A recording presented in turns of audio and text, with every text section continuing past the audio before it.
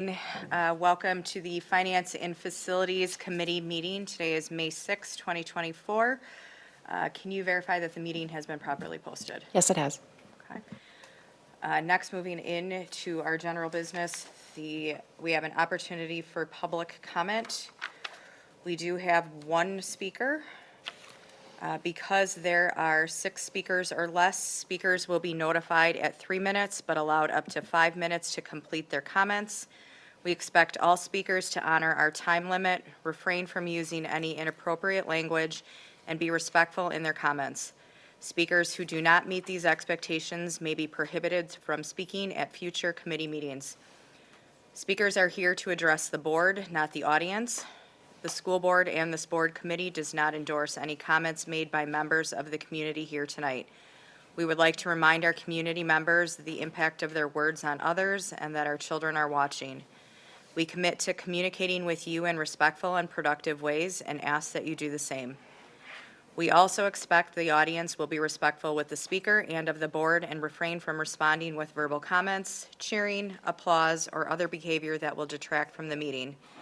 Please note that no obstructions can be created between the board and the audience. Visual aids cannot be used, and the area behind the speaker and podium will be clear during public comment.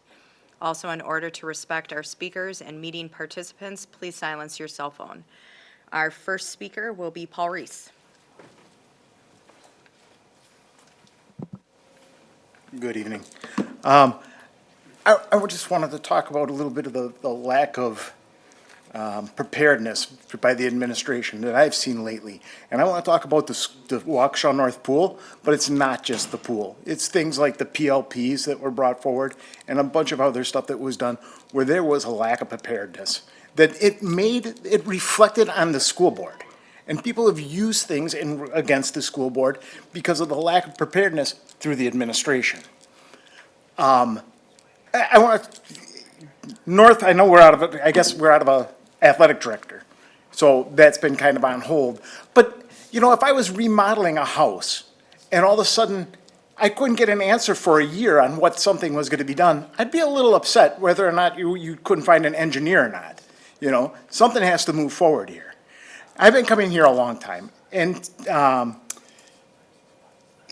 Steve Edlin? Steve Edlin talked to me about what went on when they built South's pool, because all this reflects on South. And not many of you were around when that was happened, but all you have to do is look around the state. Do you see another pool like South's pool? It wouldn't do it. If Arrowhead built a pool, it might look like Germantown's, but it would not look like South's.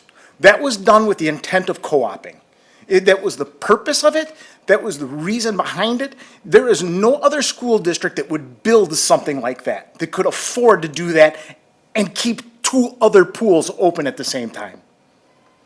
It's an absurdity that it's done.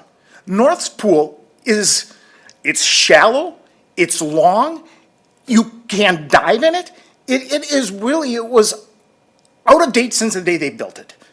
And the WIA changes rules all the time on depths and that. That's why you can't have a diving board there, because of the approach in that. But it's still a shallow pool. And we built one of the best pools, if not the best pool, in the state of Wisconsin in high school that almost rivals college schools. It is that nice of a pool that we have at South. It is just a beautiful facility. And to sit and put money, throw good money after bad on North's pool. It is one of the most expensive pieces of real estate we have in education. I can't think of anything else that would cost more money, that is used less during the day. So every room costs you money to operate in that, but this one is used less during the day. The heating and air conditioning for it is absurd compared to the rest of the building. You might as well heat the outdoors. And it's just been ignored for far too long. This is a board that's going to take some action here and move on this. And, you know, the 2 longer minutes. this drags out, the more upset everybody gets and the people in this town get. And people who know swimming know that, you know, everybody wants their little clique and their little thing, their little thievedom. but they don't know what's ahead of you. You only know in life what you have. But you don't know what you'll have if you join together, what that co-op will bring, how good this team that could be. There's a reason why we didn't get a co-op, and part of it was Arrowhead standing in the way, because they knew we could win state with that. We just had this past year some of the best swimmers in the country in swimming in Waukesha, but they are split between north and south. They could have won state. If that was a co-op team, they would have won state. There are such talented swimmers in this city right now, swimming in our pools. And we lose those opportunities. But they know, North Swim Team knows North Swim Team. They're comfortable. We're comfortable with what we know. It's difficult moving. Anybody who moves or does anything new, it is difficult. It's always difficult and challenging. We're comfortable. We usually park in the same dang spot. And then we're creatures of habit. And just to sit and listen to someone say, well, we can't do it because we're comfortable with this. It's an absurdity, especially with how much money we spend on it. 30 So, anyways, seconds. thanks. Thank you, Mr. Reese. We are now moving into our action items. The first action item is the approval of the minutes. I would be looking for an approval from the board members who were present. So moved. I'll second. If I could just make a point of comment, which I'll share with the other committees as well. New committee members are able to approve minutes if they like. They can abstain if they'd like, but as a body, we're approving them. Okay. All those in favor say aye. Aye. All those opposed say no, Abstain. and one abstain. It passes 4-0-1. Our next action item is the approval of vouchers. Were there any questions on vouchers? No questions this month. Okay. Looking for a approval of the vouchers.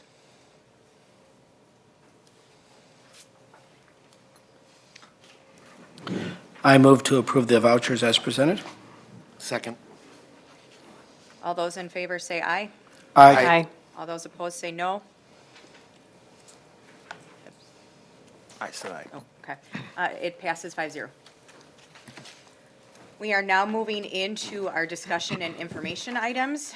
Our first discussion item tonight is enrollment projections. Yeah, Sarah, I'm assuming you can hear us. Sarah Kemp from Applied Population Laboratory is joining us via WebEx to present this year's enrollment projection. We do a projection between every 4 or 5 years, and this will be the third one that I've worked with Sarah on to give us a better idea of what to anticipate for enrollment moving forward. There is a slide deck attached. The study itself is attached in board docs, along with a statewide study that they had completed in October of '23, so it's still fairly solid data. And then I also attached a video I came across that I had done years ago that talked about enrollment and how we've been talking enrollment for a long time, because oftentimes when we go down this path, people will say, well, we haven't talked about it. So I thought, well, I'll attach a video from several years ago. And actually, we've been talking declining enrollment since 2015-16, so at least that far. So I'll turn it over to you, sir. I'll bring up the slide deck on my screen, and then if the committee has any questions, we'll be happy to answer them.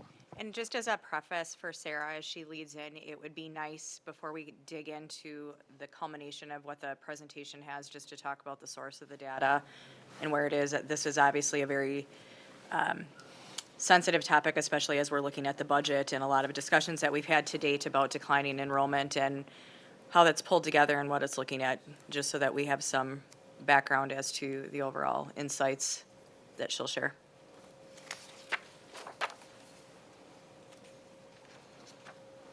All right, so Darren, were you gonna, you want me to cover that then in the presentation? Yeah, if you wouldn't mind. Okay, all right, thank you. So you have the slides there? I don't need to, okay, awesome, I can see them there in the back.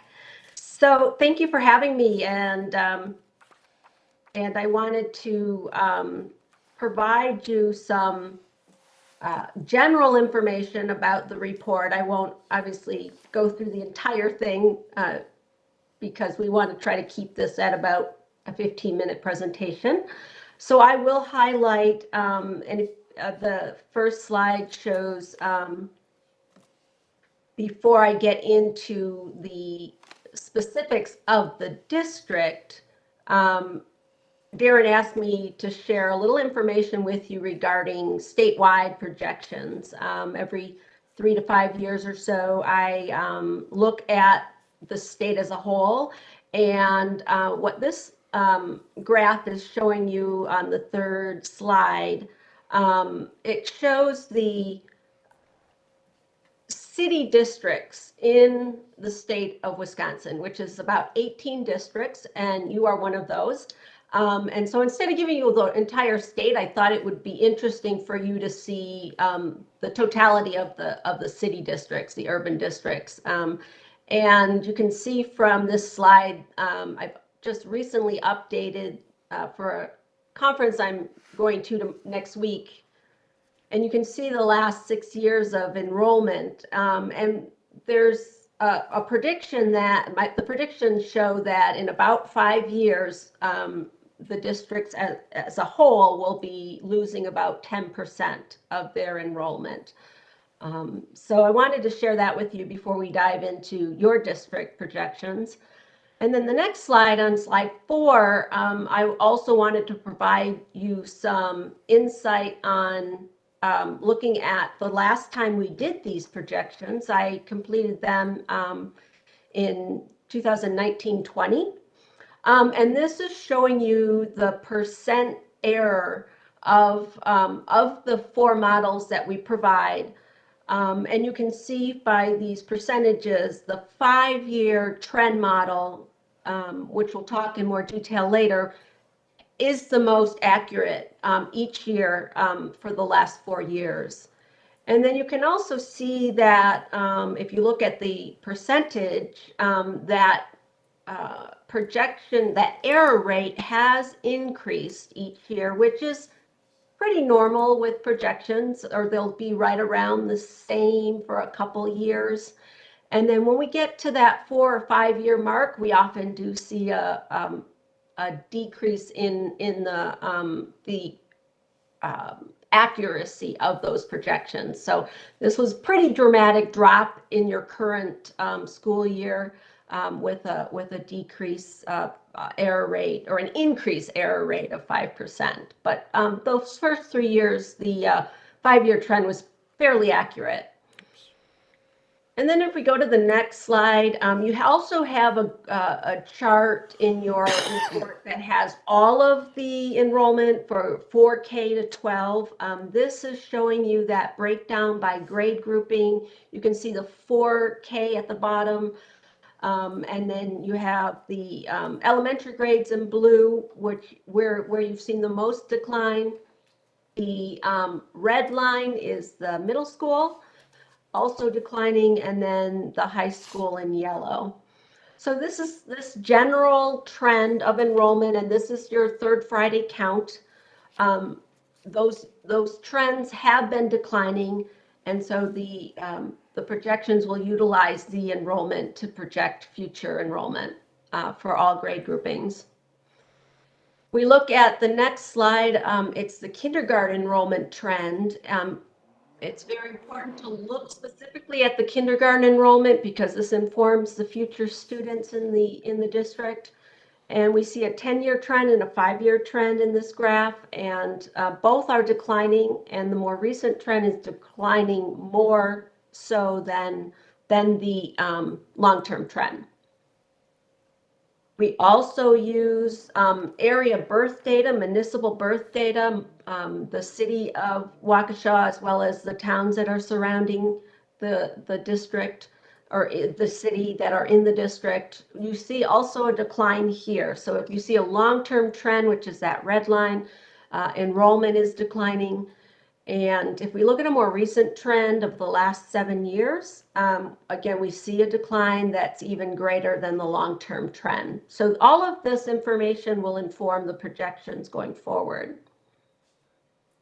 The next slide, it provides you both the graphic view and the actual numbers at the bottom.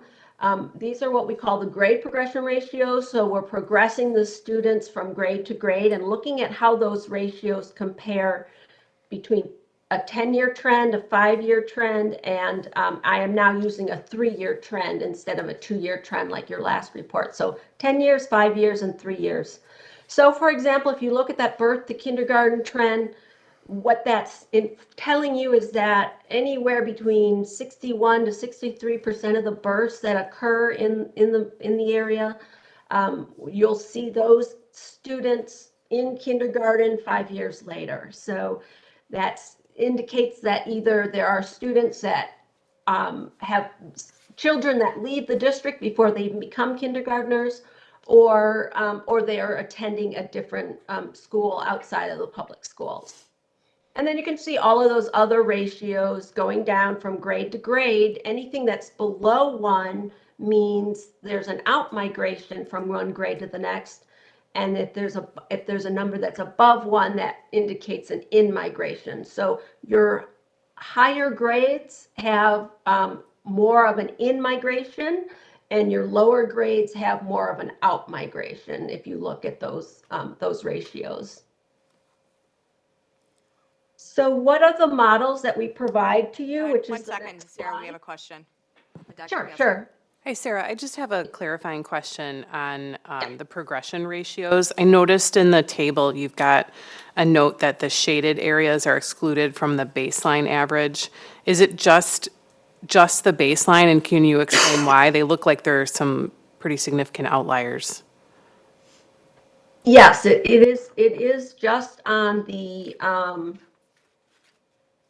baseline. I just want to double check my notes.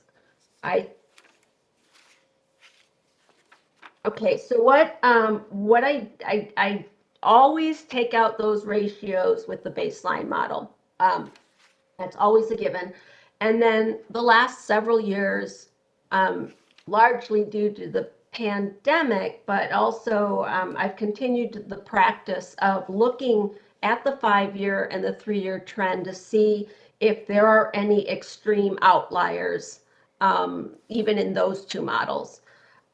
So those are removed because they, there's an anomaly there, right? Something happened for that particular grade pair from one year to the next. And so it smooths out the average then that's used for those models. So in the case of the 3-year trend, I did decide to exclude the grade pair for birth to kindergarten. I excluded that 22, 23, 23, 24 school year because it was low. So even removing that, you'll see later how the models look. But to keep that in mind, I did remove that one out of the 3-year trend. Thank you for the clarification. Just out of curiosity, if you consider the baseline, even the last 3 years worth of data, the shaded areas are like half of the data between kindergarten and 6th grade. So that doesn't necessarily skew the model by taking out half of the data? Well, the idea of the baseline is it's a longer trend, and so removing those ratios would smooth out the model. It may or may not increase or decrease the model depending on what those ratios indicate. But that's why I give you those other models as well, right? So I like to provide the 3 different models to show you, a 10-year, a longer term trend versus the 2 that are a little more shorter term trend. in general, what I've seen over the years in many districts is the baseline model, especially recently, has not been a very good indicator of what a district might expect going forward. I've seen it most oftentimes the 5-year trend seems to be more accurate for most districts that I work with. Of course, that's a generality, but that does happen quite often for districts that I continue to do multiple times. I can kind of evaluate some districts that way to see how these models are working. Thank you. Yeah, you're welcome. Any other questions, or should I go ahead? So the report also provides you the birth to 4K table as well. I did not include that in the presentation, but I just wanted to point out that I do also use that birth to 4K to project future 4K for kindergarten, 4-year-old kindergartners. So kind of treat, birth to 4K, birth to kindergarten, and treat them separately. All right. So if we move to the models that are provided, so the baseline model is using those long-term birth trends to project future kindergartners, and then those baseline ratios that we just spoke about. Then the 5-year and the 3-year trend uses that more recent birth trend to project future kindergartners, and then those for the 5-year and 3-year ratios for the remaining grades 1 through 12. And then there's a fourth model that does not take into consideration any birth information. It only is looking at how your kindergarten is trending and projects that going forward to determine future kindergartners. And then the remaining grades 1 through 12, we use those 5-year grade progression ratios for the remaining grades. And to let you know that the long-term trend of the kindergarten trend, which was not as deep or as strong as the recent trend, I use that more gradual decline for the kindergarten trend. So I'm just going to go through the next couple of slides fairly quickly to just sort of point out some trends that I see in the overall districts as district total, as well as the grade groupings. So the first one is showing that that PK to 12 history on the left, and then the projections on the right. You can see the 4 different models. The baseline being the least amount of decline, and the kindergarten, the 3-year, showing more of a decline.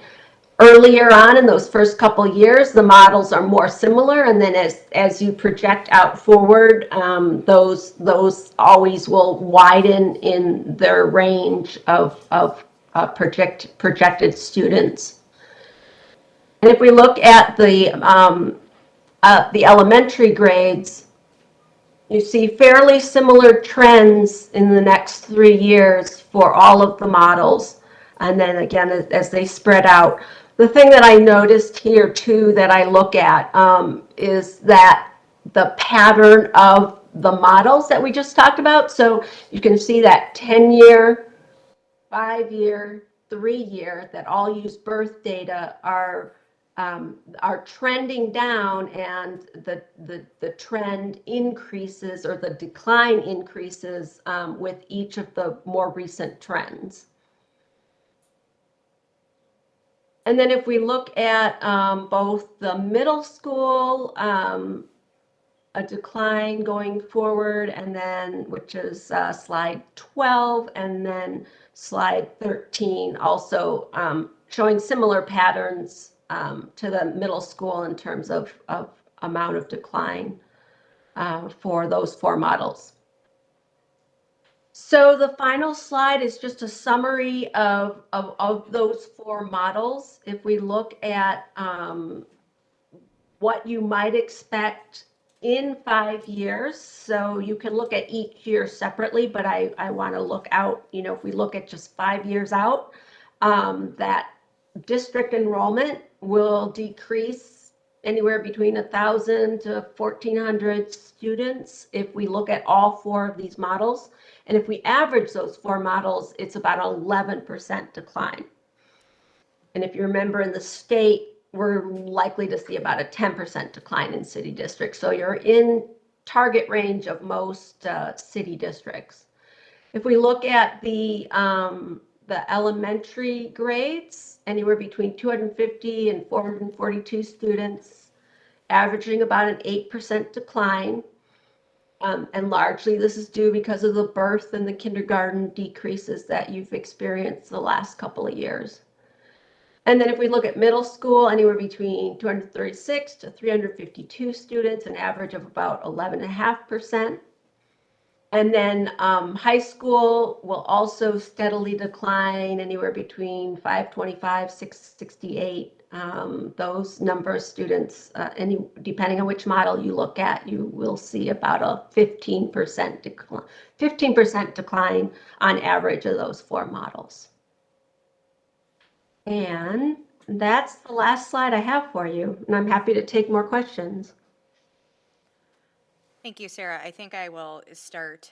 Obviously, this has been a topic that is both local as well as national, but as it relates specifically to the school district of Waukesha, there's different layers that impact our data. And one of the pieces with our enrollment that has always been a benefit was our eAchieve program.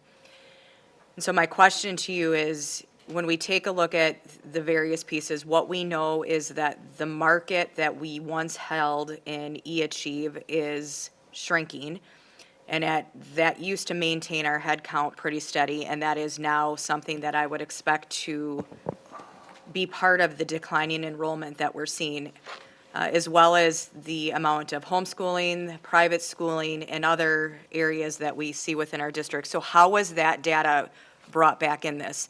And the reason that I'm asking is that as a district, when we're coming up into our budget season again, it's how do we start to market, in what areas do we market to target enrollment to change? And so those two pieces, I think, have a really big impact, the eAchieve, the private school, and homeschooling. And I'm just curious as to how that rolled into the analysis.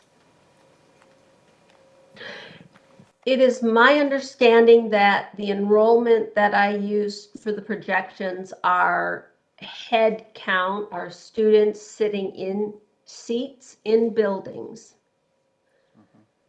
So that would include open enrollment in students that are from other districts that are in the schools. But it is my understanding that the virtual school, right, eAchieve is the virtual, is not in these numbers. Yeah, I think I want to challenge that. If I go back and look at the report, I see us as a net open enrollment in. Pretty significant increase. That if I'm looking at, and I've got data from last year that shows brick and mortar to brick and mortar, we're a net loser on that front. So this has to include, this study has to include that, because I saw that data in the detailed report that was provided as well. So I don't think it is a building to building. I think it does include eAchieve. The purpose, just history on this projection model is, it's really been used as a tool to guide us on our facility footprint. Because the virtual, though, it helps us, we've always, at least I've always looked at it as how many buildings do we need to add or subtract? And that trend line is held solid for several years. So, how you factor in eAchieve, I also asked Sarah, how do you factor in the new voucher school that comes into, and there's just gonna be things, again, I would go back to that baseline trend. So there's gonna be some things in there that that will certainly be different over the term of the study. But I had her insert the open enrollment number just because I thought it was important to see that that was trending. You know, we had the spike during COVID, which we knew we assumed it would be. We assumed that we would flatten out or bottom out a little higher than what we were before, but there's been so much more competition brought to the table. I don't know where the eAchieve numbers are. I don't see them bouncing back anytime soon. Right, so if I could follow up on that. So certainly I understand the importance of a study like this helping us with our footprint and facilities planning. But I also assume that we use this in budget planning as well, correct? I mean, Yeah, I take the average trend, actually, if you watch that video, I think I even spoke to it. I take the average trend of each of her methodologies, then I apply that to the previous year's third Friday count, and that's kind of where we start with our budgeting. Unless there's something unique going on, like this past year, we had a choice school come into the district. Well, then we bumped it up a little more, but that was where we get our baseline assumption on enrollment. okay. Well, and that's why and just to kind of go back then to eAchieve, I mean, I think that's where, to the chairwoman's point, we need to be taking a closer look at that. That was often a profit center for us. And it is rapidly losing its market share, even compared to pre-COVID, where we were actually increasing our enrollment on an annual basis. We are now sharply below where we were the year before COVID. And I can refer you back to where that is in the report. But, so from a financial planning standpoint, I think that is an important thing to get our head around, because I think that contributes to the drop-off that we saw this year almost as much as we might want to look at the new charter school that opened, or other trends in just voucher type situations, whether it's other charter schools or private schools. Yeah, our assumptions coming out of COVID was that we kind of took a two-step approach, that we had hoped that it would come back to where it was pre-COVID, but now there is that's why I thought it was important to put that in there, because that market's changing right before our eyes. And now I think it's more competition than the appetite for virtual on a statewide basis.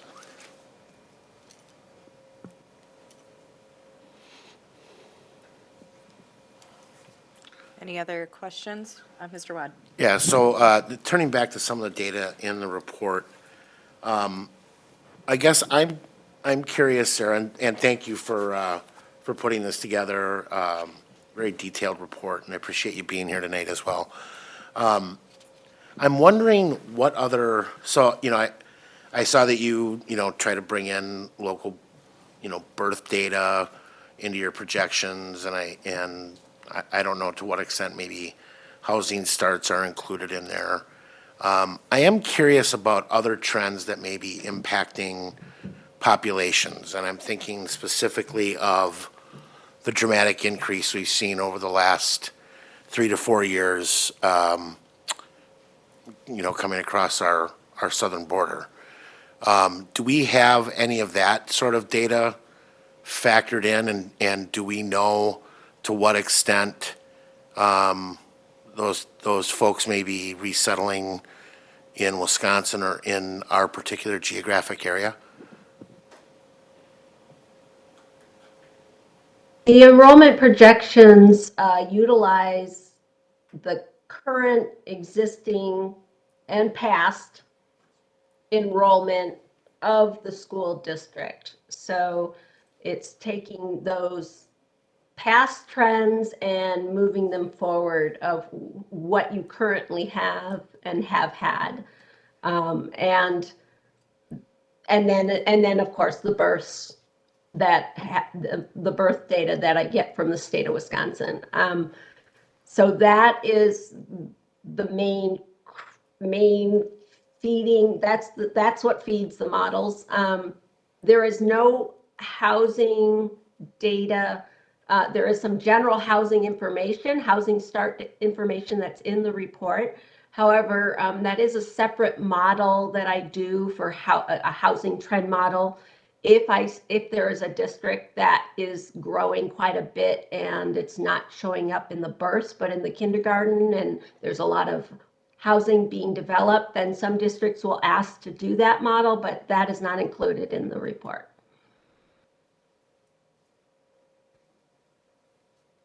Just a quick follow-up to that too then. So I did notice you had housing start information in there for other municipalities outside of the city of Waukesha that provide students for our district. So I'm just going to look at Pewaukee, for example. I believe I saw last year there were 36 housing starts. Is that for the entire city of Pewaukee or only that portion of Pewaukee which is in the boundaries of the Waukesha School District? Do you know? Yeah, no, it does. It's the entire city because I didn't have the details from the city to provide specifically that's in the district. That's the entire city. Okay, thank you. Yeah.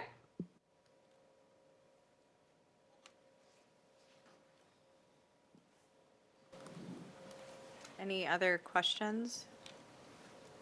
And I do also only take a portion of the city's births too. I do that. I don't take all, when I'm determining the birth numbers for the district. I'm forgetting what percentage I use exactly, but I don't provide all of the births, obviously. I try to systematically estimate how many births that are in the city are within the district. That's a very tricky thing to do, but I do include some, but not all.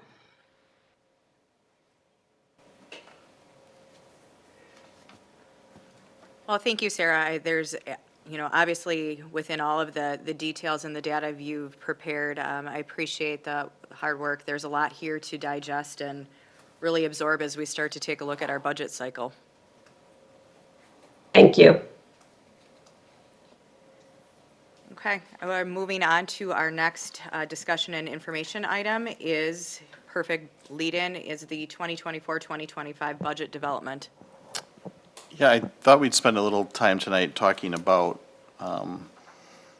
tax levy scenarios, and the scenarios I'm going to share are very early on, but I wanted to kind of map out what the impact of some of the variables are heading into, October seems like a long ways away, but it's not that far. So I have several attachments, but I'll go to the tax levy scenario sheet. I can bring this up.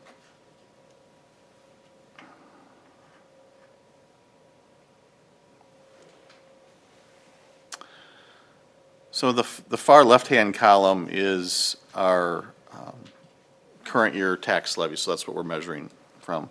But then I said, well, let's assume that school choice, the part of the calculation that is part of school choice and how we're doing the accounting for that program, let's say that goes up 8% and we stay with our scheduled tax or our debt levy for our long-term principal and interest payments, which would be $6.2 million. I said, okay, let's go with that. I used the assumptions in the study we just heard about to calculate the revenue limit, and I have that attached as well if you want to look at that. And I said, well, what would we do? And then always the big question, the question we don't get answered until the middle of October is, what if aid stays flat? So if all those things happen, it would come out to about a 2.7% tax levy increase for fiscal year 24-25. And then I said, well, what happens if choice goes up 15%? Because last year we had a significant increase in those line items. And again, we don't know those numbers till October, and that's one of the things to keep in mind is this data comes 3-4 months into our fiscal year when expenditures have been locked in for the most part. And I said, what if aid's flat? And it gets worse because, again, we're levying to fund the choice program. We would have a 3.21% increase. And then I said, well, what if aid goes south on us? The same variables that were in scenario B, and you add on a drop of 2% in equalization aid, we would have a 4.62% increase in the tax levy. if you look at the bottom, the rate is still friendly. I'm using only a 5% EAV increase in this scenario. And that number's been all over the place the last few years. But then in scenario D, and I think this is what puts us apart a little bit, all those same scenarios, but then we have the defeasance. We have $6 million of fund balance in Fund 39 that we've been levying for. So if all those other things that work against us in terms of a final levy were to come true, this is the conversation I see us having in October is, okay, what do we need to levy into Fund 39? Or how do we use that surplus to provide stability to the overall tax levy? And I tried to get basically to zero. If all those things, including the 2% drop in aid, were to occur, there's a scenario where we could lower our tax levy for Fund 39 to just about $2.5 million and make the levy come in flat. So we have some cards to play, at least for a while. In this scenario, you'd be using, what is that, $3.8 million of our fund balance to make that happen. You're also buying down the levy, which sets you up potentially for a higher levy the following year. But you just don't know because of all these variables that are included, and you'll be into another state biennial budget for all this information. But I thought it was important to kind of lay out the scenarios, the pieces that go into it, and then that unique defeased fund balance, if that's the appropriate name, that we can use as a tool to provide some level of stability to the tax levy for probably the next 2 years unless things really change in terms of state aid and the choice program participation levels and funding levels. So hopefully that's helpful. The top half of the sheet is really a simplified revenue limit calculation, and then the bottom half is the calculation of our tax levy. Some of it within the revenue limit and some of it's outside of that, so I thought I would walk you through that information. The other thing that I included, and I thought was just, it came up in conversation, and I thought, well, maybe this is something worth sharing. There's 2 other videos in there. It's dated stuff, but all the relationships between the key variables is all still true, so if you want to take a look at those. I also included a listing of all the grants we get. I thought that'd be something someone might have some interest in. They all have their different rules, and they have their different fiscal years, and they have all the nuances. I do have ESSER in here, even though ESSER is going to be closing out by the end of September of this year, but I included it for now just because it is a big part of our budget right now. And this goes all the way through Fund 50, so, and then I had T&L help us with either a link to describing what it's for or a brief description, so. Next month, I was thinking I would bring back more discussions related to the budget, but more on the expense side of things than the revenue side of things, rather than trying to cover it all in one swoop. We might have some other small revenue line items we might discuss, but because this conversation, the budget calendar's here, it goes fast though. So I'm trying to cover as much as I can. So come June, when we present the preliminary budget, you'll have some background information on our thought process and the pieces that go into it. Any questions on any of that? Dr. Piasek? Thank you. I know it's a long cycle of events as we prepare for the final budget decision, so we're just kind of looking at some scenarios right now. I appreciate the list of grant funding, especially given the funding sources, the title funds, and especially the IDEA funds. What would be helpful as we do some of this planning would be either a note that they're renewable, to what extent they're renewable, and if they term, when they would term. So, because I know some of these are not auto-renewing, but they're renewable. Yeah, especially the smaller ones tend to be shorter, That would be but no, we helpful. can add that. And then just a comment on the budget scenarios. I mean, obviously, it's nice to have the flexibility to work with some of the shifting of the defeasance schedule. I think enrollment is really going to be the biggest factor, right, in understanding what we have to work with. And Yeah. interestingly enough, I think of all of the scenarios, and again, enrollment will matter, but the mill rate continues to go down, which just reiterates my point that it's kind of a meaningless number, but the rate itself is already, quite low, so small changes in it, or, 10, 15 cents in the mill rate, it's going to aggregate, but it's the lowest number we've ever seen. So I think it just shows that we have a lot of levers, but if those enrollment projections are realistic, we're going to run out of options pretty quickly. Yeah, I agree, enrollment is the biggest factor, but the odd thing, it'll lower our revenue limit authority, but as we have fewer kids and you have more tax base behind each kid, we'll also lose state aid because we'll be seen as a richer school district based on property value per student. So those two things it's hard to predict what that's going to be. But I would also agree with you that I think tax rate it's not the measure it used to be, and it was never perfect to begin with, but now you're seeing tax rates that I mean, I just never thought I'd see them, to be honest. So the fluctuation in it now is so high, I don't know what you're even looking at. And I think the other thing that potentially a lot of people overlooked in last year's tax bills is also the state school tax levy credit, which was pretty significant the last time around, and it was built into the biennial budget that it would be bigger. But that property value density has an effect on that as well through the different municipalities. So that's something that it's very hard to predict, but it does ultimately affect the bottom line of what people are being asked to pay. And we do get a pretty good estimate on EAV. I want to say it comes out in September. Our financial advisors firm comes out with that number. And that's, so we do know that one a little ahead of time. It's, again, not always perfect. It's a projection, but I think it's coming back down on a percentage basis just because the base has gotten so big. So we'll use 5 for now, but we'll reevaluate. Any other questions?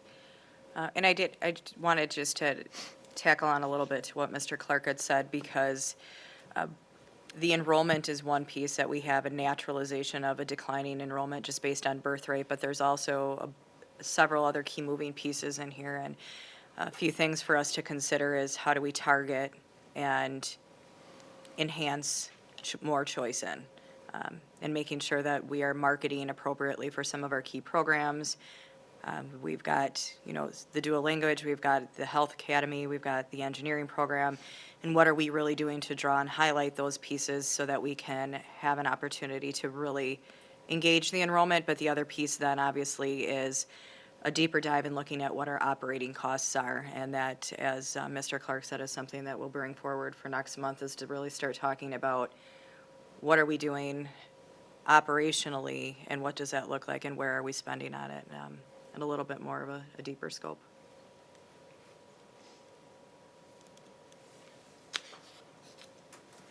Okay. If there's no further questions, then we will move on to our next discussion item, which is the monthly budget report. Thank you. Attached, you have a number of items that I'm just going to highlight real quickly. The investment report, we are still earning over 5% in our accounts. The tax levy, we did get another payment in April, so we are at about 80% of our 100% of tax levy for this school year. The budget chart, we are trending pretty normally.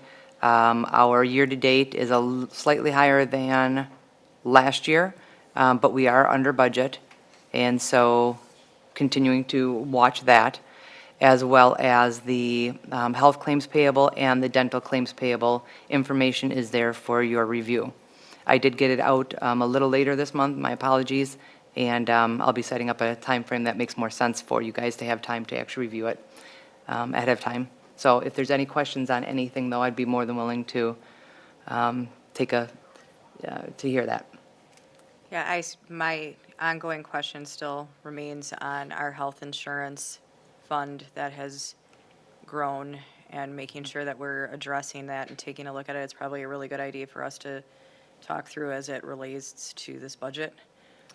I'm still not seeing that the large claims that we were anticipating from COVID are coming through, so That's correct. that bridge or boat has sailed, however that works.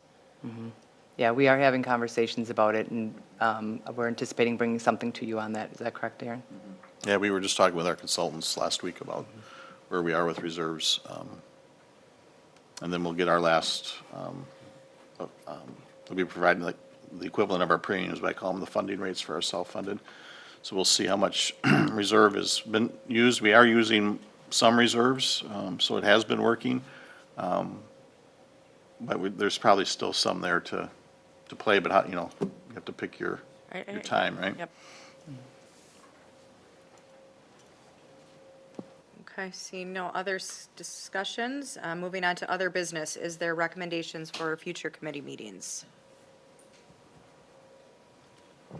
Okay, seeing none, we do have a need to adjourn to executive session pursuant to Wisconsin statutes 19.85, parent 1, parent E, for deliberating or negotiating the purchasing of public properties, the investing of public funds, or conducting other specified public business whenever competitive or bargaining reasons require a closed session. So moved. A second. Okay. Tanya, if you could take the roll. Mr. Zenobia? Aye. Mrs. Kozlowski? Aye. Mr. Borowski? Aye. Dr. Piasek? Aye. And Mr. Wad? Aye. Okay, passes 5-0. Do we think we're going to need to come back into open session? Yes. Okay, we are back in session. The Finance and Facilities Committee meeting. Tanya, will you roll call us back in? Mr. Borowski? Here. Dr. Piasek? Here. Mr. Wad? Here. Mr. Zenobia? Here. Mrs. Kozlowski? Here. Dr. Piasek. All right, thank you. I move to approve the pupil transportation contract as presented. I'll second it.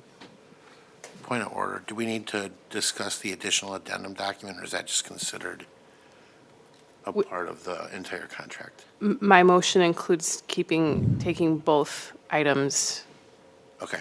as one action. Okay, any discussions? I second. Then we'll do the roll call. Roll call again. Mrs. Kozlowski? Aye. Mr. Borowski? Aye. Dr. Piasek? Aye. Mr. Wad? Aye. Mr. Zenobia? Aye. Thank you, and that concludes, Passes 5-0. passes 5-0. Thank you. I'm just happy to go. I am just really happy that the transportation contract is done. So, and that concludes our meeting. Our next meeting is Monday, June, God, where did I write it down? Do we have that handy? June 10th. Here in the boardroom at 5:30. Thank you.